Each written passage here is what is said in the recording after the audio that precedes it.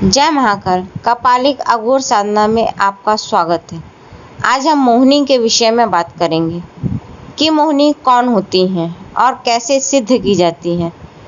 मोहिनी वो अतृप्त आत्माएं होती हैं जो प्रेमवश सुसाइड कर लेती हैं, मतलब प्यार के लिए आत्महत्या कर लेती हैं। जैसे पति अपनी पत्नी को प्यार नहीं करता, हमेशा लड़ाई झगड़े होते हैं, और अगर किसी को हम चाहते हैं वो हमको नहीं मिल पाता है, ठीक है, तो उसमें लड़कियां सुसाइड कर लेती हैं, आत्महत्या कर लेती हैं। तो वो मोहिनी, तो उनको हम मोहिनी के रूप में सिद्ध कर सकते हैं। इसकी साधना बहुत आसान है, बहुत ज़्यादा वैसी नहीं है कि कठिन हो और उग्र हो।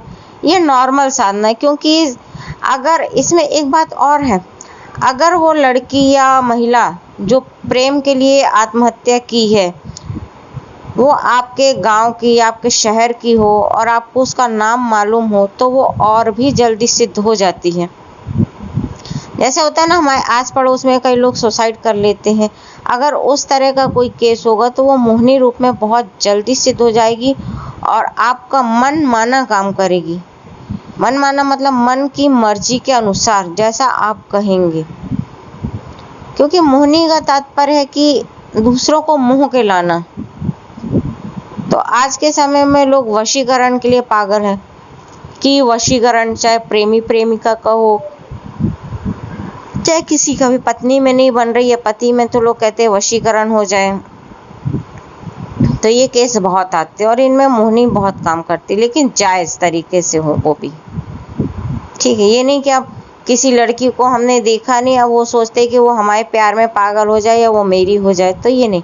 दोनों का एक दूसरे को जानना आवश्यक होता है, तब वशीकरण होता है।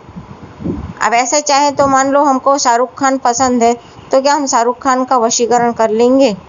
नहीं कर पाएंगे, ठीक है।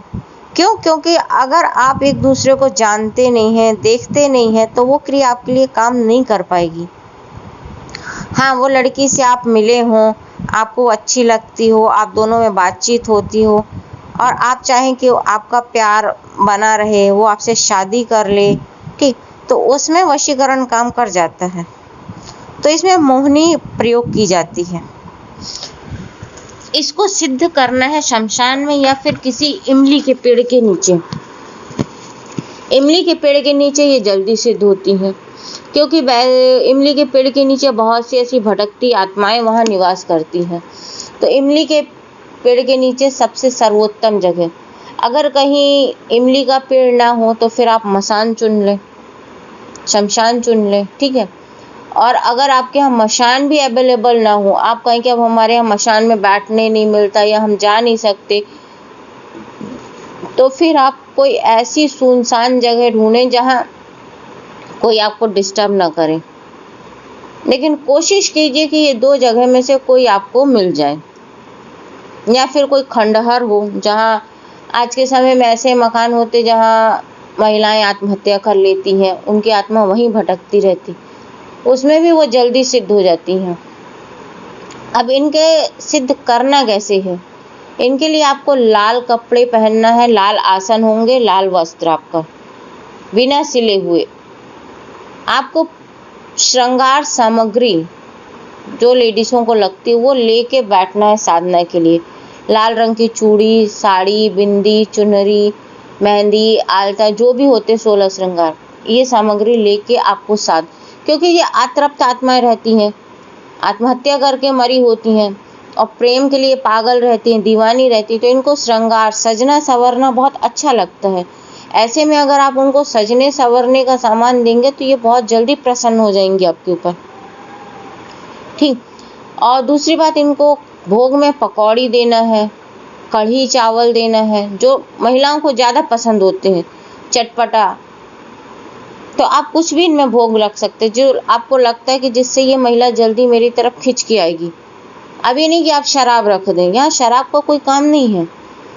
यहाँ जो लेडीज़ों को, औरतों को जो ज़्यादा पसंद हो वो सामान आप लेके बैठे भोग में, ठीक। एक बात और ख़ास है, आप जब भी साधना करने बैठे तो गंगा जल अपने साथ लेके बैठे, गुलाब की माला आपके पास होनी चाहिए, क्योंकि त्रिवाचा में मोहिनी अगर आपके सामने प्रत्यक्ष होगी तो गुलाब की माला उसको पहना के त्रिवाचा होता है इसमें, ठीक, क्योंकि वो प्रेम की दीवानी है, प्रेम की भूखी है, तो इसलिए उनको गुलाब के फूल पसंद है। तो गुलाब का फूल आप रखें, इत्र रखें, इत्र ऐसा हो जो बहुत तेज खुशबू हो, क्योंकि इतर योनि की साधनाओं में खुशबुओं का बहुत महत्व होता है। चाहे वो जिन्न को खींचना हो, चाहे प्रेत को अपनी तरफ खींचना हो, चाहे प्रेतनी को, भूत, किसी को भी, इसमें इत्र बहुत महत्वपूर्ण भूमिका निभाता है। और दूसरी बात, लाल आसन जरूरी है इसमें, एक अट्रैक्शन पावर होता है रेड से, ठीक। और इसको सिद्ध करने के बाद जब ये प्रत्यक्ष होंगी तो आपको क्या वचन लेना है ये अपने तक रखिएगा, क्योंकि बहुत सी ऐसी बातें होती जो आप दोनों के बीच में होंगी। अब वो आपसे क्या वचन ले रही हैं, सबसे पहले तो आप यही लीजिएगा कि वो आपके परिवार को कष्ट ना दें कभी। आप जब भी उनको, जो मंत्र आपको दिया जाएगा उस मंत्र को जब भी पढ़ के आप उसको बुलाएं तो वो आए, और आपके घर के बाहर ही आए, घर के अंदर उसको कभी नहीं बुलाना आप, क्योंकि ये प्रेत योनि की है, इनका कोई भी विश्वास नहीं होता है। कब आपकी बीवी पे हावी हो जाए सेक्स के लिए, कब आपकी बच्ची पे हावी हो जाए, इसलिए इनको घर के अंदर आप कभी भी निमंत्रण नहीं देंगे। ये बात आप बिल्कुल खास तौर पे याद रखें। अब ये काम क्या क्या कर सकती हैं तो आप स्वयं समझदार हैं आज के समय में, कि जैसे हमने नाम ही लिया मोहिनी, तो अब ये क्या क्या काम कर सकती हैं आप खुद सोच सकते हैं। इस चीज़ों को ये बताने की आवश्यकता नहीं। आज के समय में हर इंसान इतना जागरूक है और इतना ज़्यादा चैनलों को देख के वो सीख चुका है ना, कि उसको सिखाने की आवश्यकता ही नहीं है।